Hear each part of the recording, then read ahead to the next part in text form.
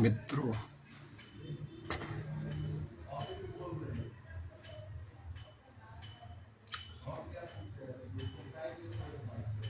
ये एनलाइटनमेंट का विषय आप गंभीर मत लीजिए। जब बच्चा बोर्न होता है तो उसकी जो अवस्था होती है वही एनलाइटनमेंट है क्योंकि वो इतना संवेदनशील है। वो मुस्कुराता है, सारी दुनिया मुस्कुराती है उसको देख के। उतनी संवेदनशील चाहिए। तो पहले मैं आपको बेसिक बता दूं, ये बेसिक है, अब आपको वहीं पहुंचना है।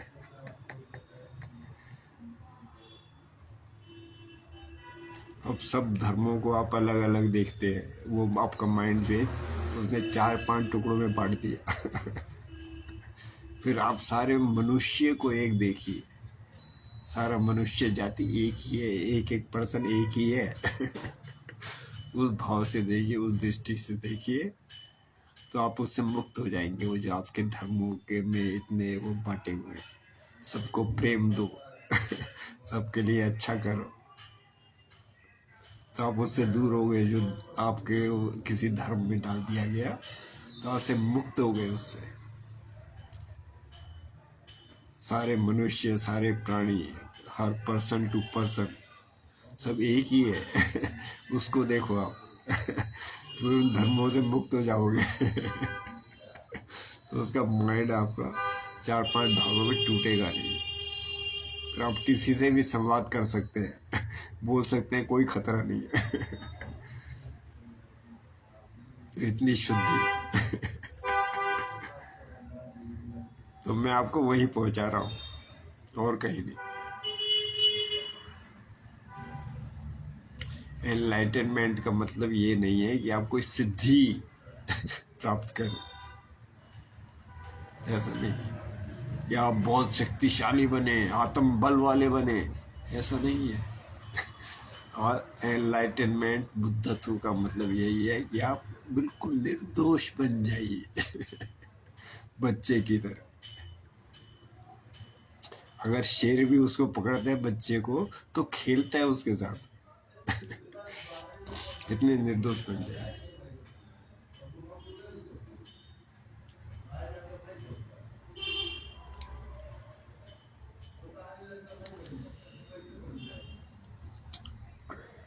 तो इसका नाम बुद्धत्व है। आप किसी कंफ्यूजन में मत रहना, बिल्कुल अपने माइंड को क्लियर कर लो।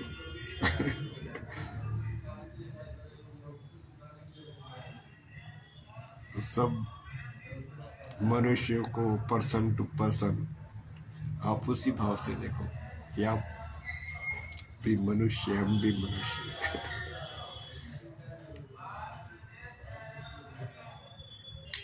ये धर्म जो है काम चला हुआ है, उनको भी आप दोष मत दीजिए।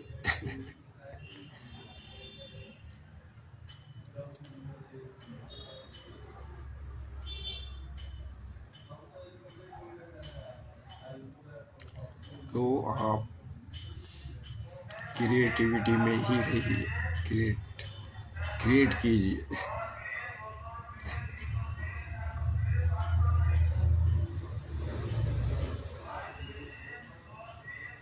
तो मैं आपको ये बता दूं, इसके गुण क्या है। ये जो एनलाइटनमेंट है आपका, इसके गुण क्या है। जब आप बोलेंगे तो वो एक मिठास होगी, उसमें आत्मा की मिठास होगी। जब आप बोलेंगे उसमें आपका स्वभाव होगा।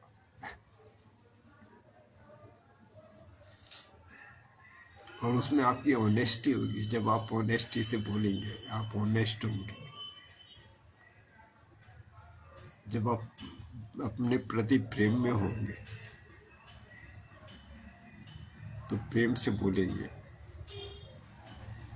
तो वो चीजें सबको टच करती है। अगर आप एनलाइटेंड है, आप जिससे बोलेंगे वो एनलाइटेंड हो जाएगा उस मोमेंट।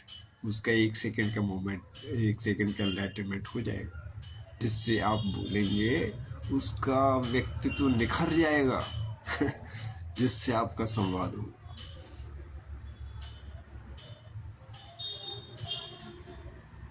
तो वो उसी लेवल पे होगा जिस लेवल पे आप हैं। ये इसमें खासियत है।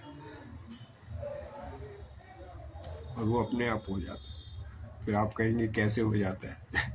कि आप जैसे हंसे मुस्कराइए, सारी दुनिया हंसती है। आप दुखी हो जाए, बोल दो किधर मुंह रखे, जैसे आप बीमार हैं अस्पताल में, तो सब मुर्दे हो जाएंगे, वैसे ही फेस हो जाएगा दुख वाला। तो ऐसा है। तो यही आत्म तत्व है, यही इसकी खूबसूरती।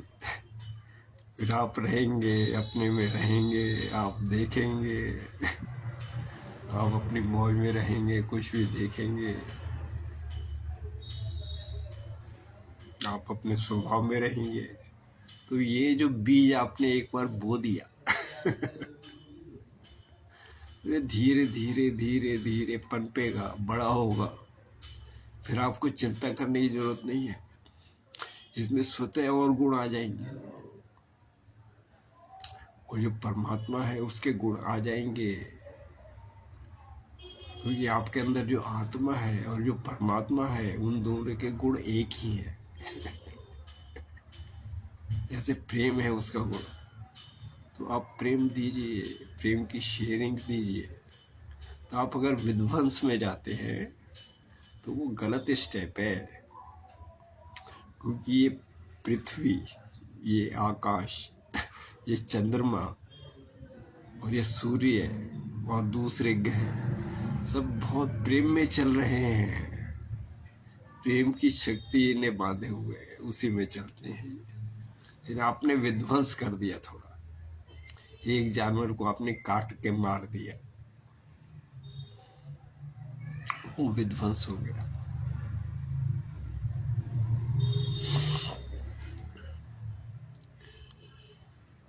यहाँ आपने किसी का नुकसान कर दिया, आपने जान के किसी का नुकसान कर दिया, या किसी का आपने ईर्ष्या में हाथ पैर तोड़ दिए। आजकल बहुत ऐसा चल रहा है। तो ये चीज जो है अलाउ नहीं है, ये इस जगत में अलाउ नहीं है। आप कर तो लेते हैं ये, लेकिन ये अलाउ नहीं है। आपको अपने उसी स्वभाव में रहना है जो परमात्मा का स्वभाव है, जो आत्मा का स्वभाव है। किसी का नुकसान मत करो, आप फिर लीक से हट जाते हैं। तो ऐसा है।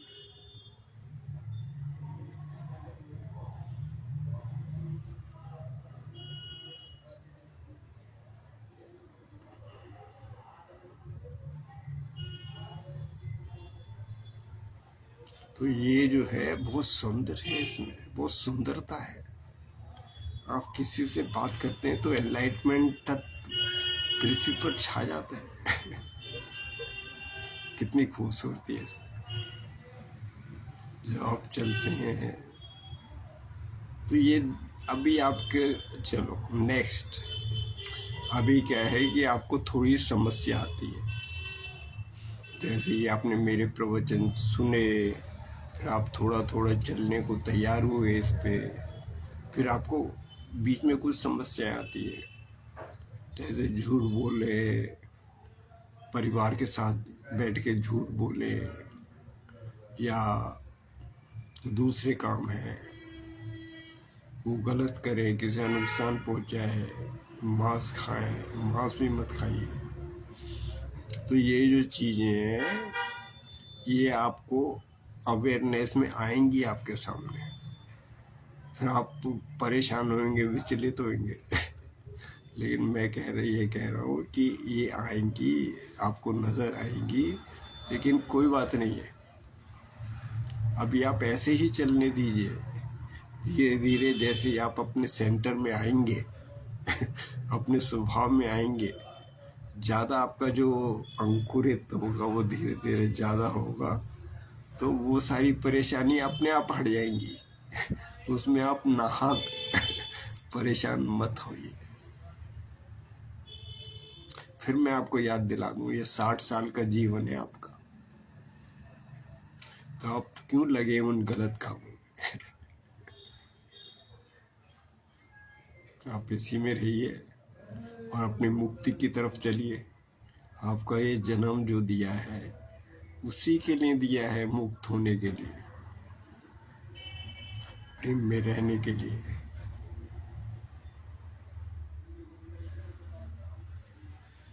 So this is so easy.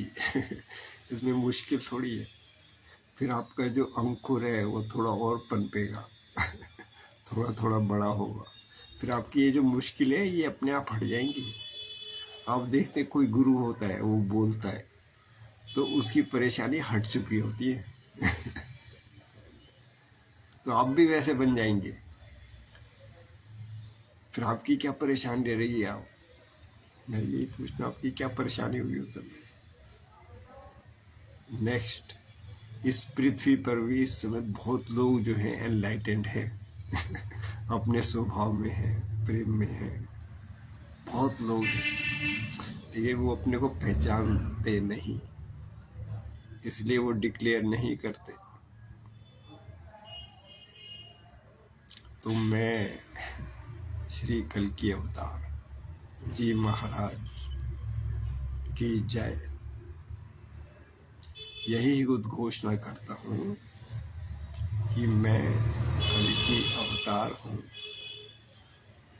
मैं आपको एक ही पल में उससे मुक्त करा दूंगा, जहाँ जहाँ फंसे हुए हैं।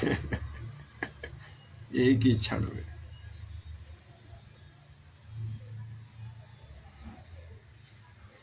अब वो कहते हैं कि एनलाइटनमेंट क्या होता है, आप और उलझ जाते हैं, उस तक कैसे पहुंचे आप और उलझ जाते हैं। तो मैं आपको बिल्कुल आसान शब्दों में बता रहा हूँ, मैं सब जगह से आपको निकाल रहा हूँ, सारी पीड़ाओं से, सारे दुखों से एक सेकंड में ही निकाल रहा हूँ। अब ये जो समाज है, ये जो बना हुआ है, इसमें इन्होंने अपने आप दुख बनाए हुए हैं। जैसे कि बेटी की शादी है, बहन की शादी है, उसमें आपको इतना खर्चा करना पड़ेगा, 10 लाख, 20 लाख, 5 लाख, 1 लाख, जो आपकी सामर्थ्य के बाहर होगा। फिर आप उसको कमाने जाएंगे, फिर आप गलत काम करेंगे। देखो, गलत काम करेंगे। इसलिए मैं कहता हूँ ये सोसाइटी में बनाया हुआ है। तो आप अपने स्वभाव में आ जाइए, वही मुक्ति है।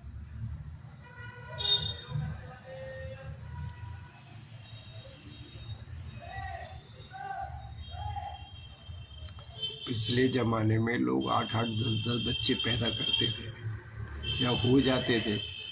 उस समय कहते थे बच्चे जो है भगवान की देन है। लेकिन आज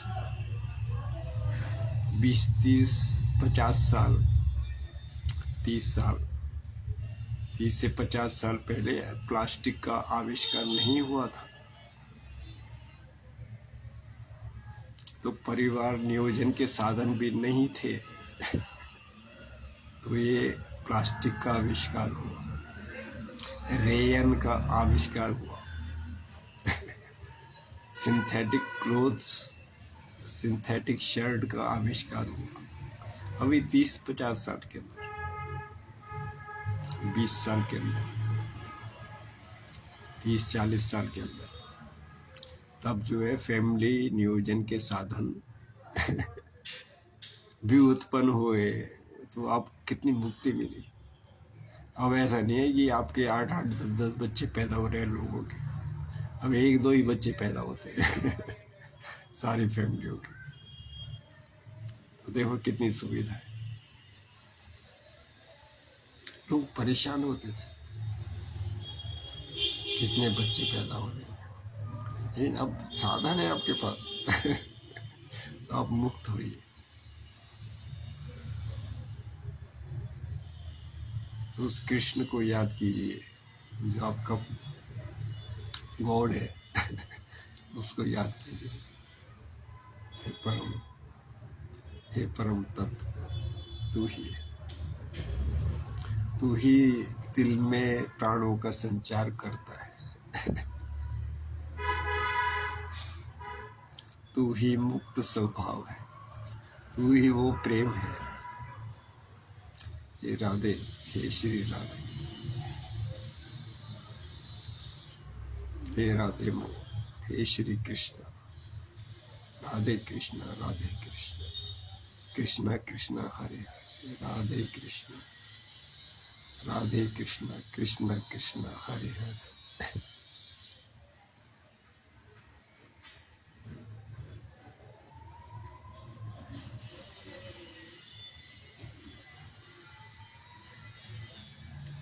जय हो, जय हो, जय हो। आज इतना ही। यही मैंने बताया है कि जब आप अपने स्वभाव में आएंगे तो बहुत प्रसन्न होंगे। वो आप जो करना चाहते हैं, जैसे होना चाहते हैं, जैसे बैठना चाहते हैं, जैसा आप खाना चाहते हैं, वो आप अपने स्वभाव से नेचर से चलेंगे, उसमें आनंद होगा। यही कला है। और वो अपने आप ग्रो होता है। एक बार आप उस बीज को पनपा दीजिए, उसमें उचित खाद दीजिए जो उसके खाने का है, जो आदमी के खाने का है वो उचित दीजिए।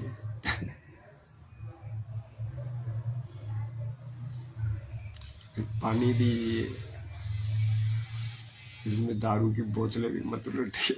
कोई फैक्ट्री या गोडाउन नहीं है। पीने का दीजिए। इतना ठंडा भी मत दीजिए कि आपकी मशीनरी उसको गर्म करने में लगी रहे। पानी भी सादा दीजिए। ठंड में मटकों का पानी भी मत दीजिए, वो भी ठंडा होता है। नॉर्मल टेम्परेचर का पानी दीजिए। मिलावटी चीज़ें छोड़ दीजिए। तो ये आपका खाने का हो गया। ऐसे ही आप पौधे में खाद देते हैं तो आपकी ये खाद हो गई खाने की। आप पानी देंगे, इसको छाछ दीजिए, दूध दीजिए, दही दीजिए, इसका खाने का हो गया। और क्या देंगे? हवा देंगे। आपके जो मकान बने हुए हैं उसमें आप देखिए हवा का आने जाने का रास्ता हो। ये नहीं कि हवा अंदर बंद हो जाए, वो मर जाए हवा, तो आप भी मर जाएंगे। उतने परसेंट मर जाएंगे, मरे हुए रहेंगे उतने परसेंट। हवा चलती रहे। आप बाहर घूम के आइए, छतों में बैठिए तो हवा चलती रहे। तो पेड़ के लिए हवा भी जरूरी है। अगर पौधे के ऊपर आपने वो रख दिया, कोई बर्तन रख दिया, लोटा रख दिया, वो मर जाएगा, उसको हवा रुक जाएगी। तो हवा चलती रहे। और क्या चाहिए? और धूप चाहिए। पेड़ पौधे को धूप चाहिए, तो कुछ देर आप धूप में रहिए। 10-15 मिनट या ज़्यादा आप धूप में चलिए, बैठिए, विश्राम कीजिए, श्रम कीजिए। और पौधे को क्या चाहिए? तो ये चीज़ें होती है जो जरूरी होती है। हवा दीजिए, ब्रह्मांड को देखिए, सूरज को देखिए, प्राकृतिक में रहिए। पौधा रहता है प्राकृतिक, ये सब चीज़ें ये जरूरी हैं। तो आपका जो बीज है वो उग जाएगा। उग जाएगा। So this is the art of balancing. Art of balancing यही है और कुछ नहीं। This is the art of balancing. Art of balancing. आप अपने बीज को सही पनपा दिया, सही चीजें दे करके, फिर विध्वंस से मुक्त हो गए। दूसरों के दुख पैदा करने के कारण मत बनो। तो आपकी आत्मा को विश्राम हो गए, ऐसे एक स्पेस मिला। धीरे धीरे ये बढ़ता रहेगा। जब ये पौधा का बीज ग्रो होगा तो एक दिन आप गुरु लेवल पे आ जाएंगे। तो गुरु लेवल क्या है? सारे स्पिरिचुअल सारे लोग होने चाहिए। वैसे सारे लोग यही ट्रांसफॉर्मेशन है, इस जगत का ट्रांसफॉर्मेशन यही है। और मैं कल की हूँ, मैं करके जाऊंगा इसको। आप मेरे सहायक बनिए, मेरे साथ चलिए। This is so easy, so easy. Thanks, thank you. ये परमात्मा है, भगवान सबके अंदर बैठे हुए भगवान। जय हो, जय।